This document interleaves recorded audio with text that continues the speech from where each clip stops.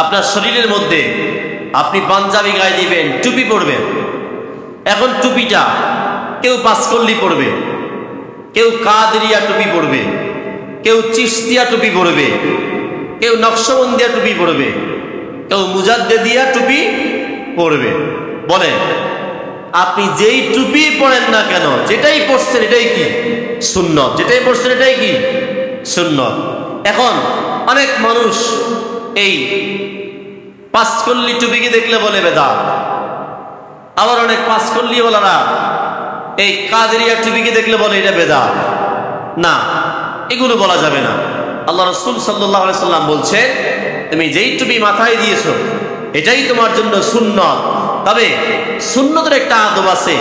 এই আদবটা হলো, যখন তোমার টুপিটা তোমার মাথার তালুকার সাথে একবারে লেগে থাকবে, এটাই হচ্ছে সবচেয়ে উত্তম সুন্নত।